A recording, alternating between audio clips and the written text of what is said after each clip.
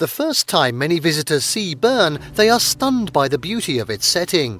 The capital of Switzerland is built on a sandstone ridge, encircled on three sides by the Aare flowing through a valley. High-level bridges link the city with the high ground on the right bank and with the newer parts of the city. In this video, we're going to be taking a look at the top 10 rated attractions and things to do in Bern. Before we begin though, make sure to subscribe to our YouTube channel for more awesome travel guides and make sure you hit the notification bell so that you know when we publish a new video. So now, let's cut to the chase. And kicking off at 10, stroll through the Botanical Garden.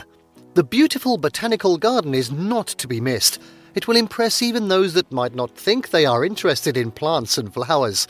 The garden contains several sections. The Alpinum focuses on montane ecosystems, hosting mountain plants from Europe, Asia and North America with a special focus on Swiss flora. There is also an interesting display on endangered species. 3 other buildings cover desert, tropical and subtropical vegetation and environments. The Palm House is particularly interesting as it focuses on tropical food-producing plants such as bananas, coconuts and coffee.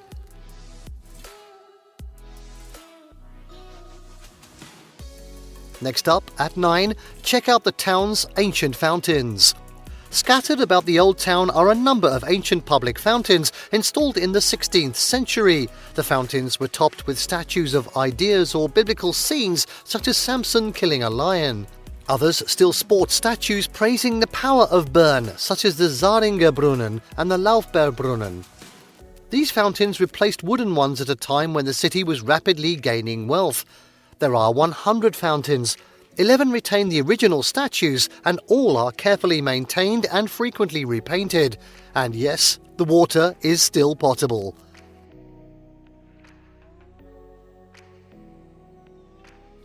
Next up, at 8, browse art at the Paul Klee Center. German-Swiss painter Paul Klee's work is perhaps some of the most recognizable and famous of all paintings from the first part of the 20th century. Transcending the zeitgeist of his age, Klee regularly combined various media into his works. His writings on form and design theory is considered one of the most important theoretical works on art ever written. The centre contains about 4,000 works by Klee, including the famous Dame mit Sonnenschirm, In den Hausen von Saint-Germain and Tod und Feuer. The building itself is outstanding. Designed by architect Renzo Piano, it takes the form of a rolling, hilly landscape. It is wide and open, light and airy, and a work of art in and of itself.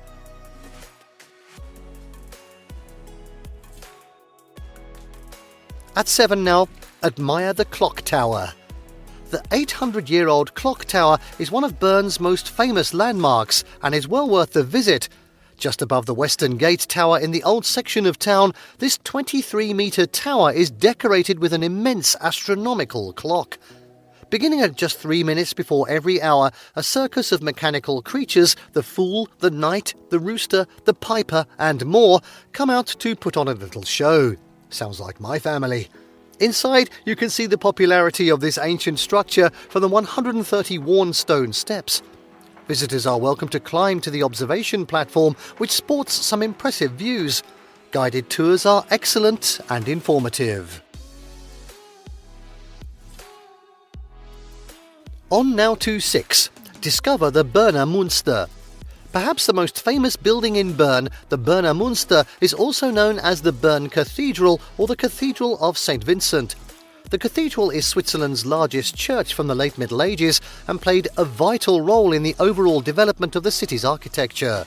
The late Gothic creation is a 3-aisled pillared basilica that was under construction from 1421 until 1893. Wow, that's more than 400 years, when the addition of the octagonal upper section and the openwork spire was completed. About time. The west doorway of Bern Münster is richly decorated with sculpture. In the tympanum is a Last Judgment containing a number of figures, and on the side walls are paintings of Fall and the Annunciation.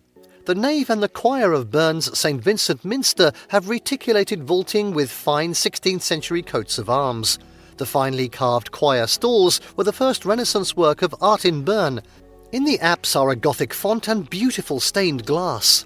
At the end of the south aisle is a monument to Berchtold van Saringen, incorporating a coat of arms. In the Matter Chapel is the Dance of Death window with 20 scenes from the Dance of Death by Niklaus Manuel Deutsch.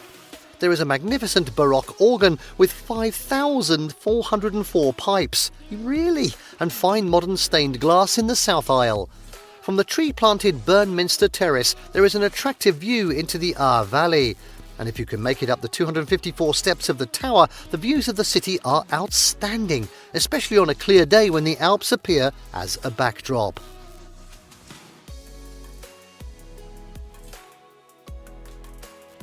At 5 now, spend an afternoon at the Rosengarten. One of the most peaceful and beautiful places in Bern with impressive views of the city. The Rosengarten Park is a large open area sitting on a hill slope just across the river from the centre of town. Originally a cemetery, the area became a public park in 1913.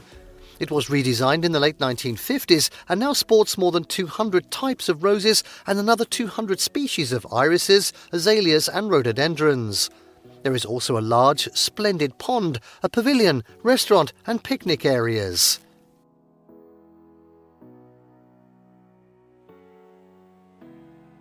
At 4, take a tour of the Einstein House. If you've already visited the Einstein Museum, stopping by Einstein's former residence will give you some nice extra insight into the life of the genius scientist.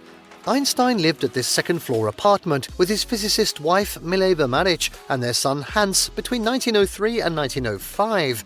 He did some of his most impressive work while living here, including writing the Annus Mirabilis papers on the photoelectric effect, the Brownian motion, the special theory of relativity, and the inevitable E=mc². The apartment has been restored with period furniture, and a walk through the space gives you a good idea of how Einstein and his family were living at the time he wrote the paper that would change the course of science forever. A small exhibition on the third floor of the building showcases Einstein's work in plain words for the non-scientists, as well as presents interesting information about his life and achievements.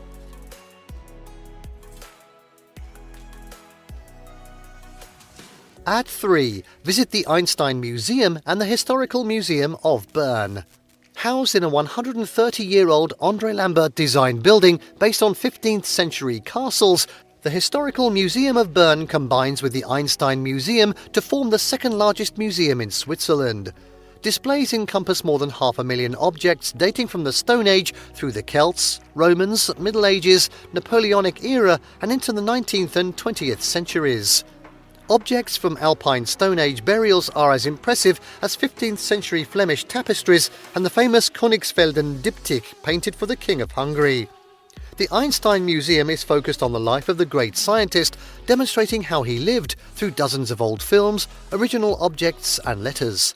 Even his 1921 Nobel Prize certificate is on display. And for those of us who are not genius physicists, well that's me then, animated films help the layperson understand Einstein's pioneering theories.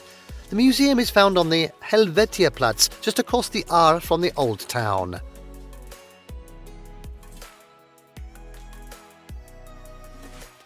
At 2, it's SeaWorld-class art at the Kunstmuseum. To the west of Waisenhausplatz on the Hodlerstraße is the famed Kunstmuseum. This massive and impressive art museum is home to more than 51,000 paintings, sculptures, drawings, prints, photographs and films. It is the oldest art museum in Switzerland, built in 1879, and holds an international reputation.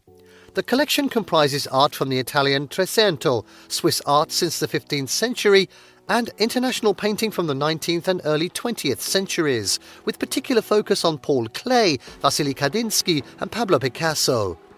Both national art trends and international ones from Jackson Pollock to the present are also represented. Other exhibitions rotate in and out. Be sure to check the excellent website for the latest details. The museum offers both public and private tours.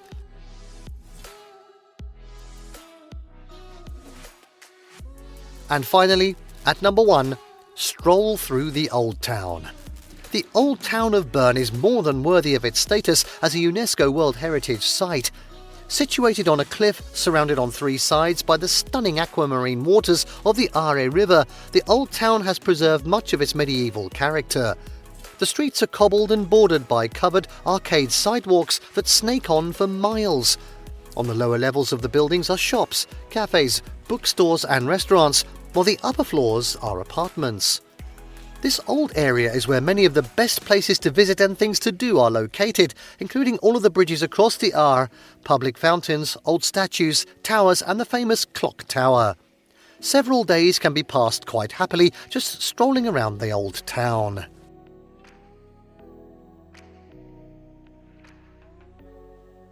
And there you have the top 10 rated attractions and things to do in Bern. Did you like what you saw?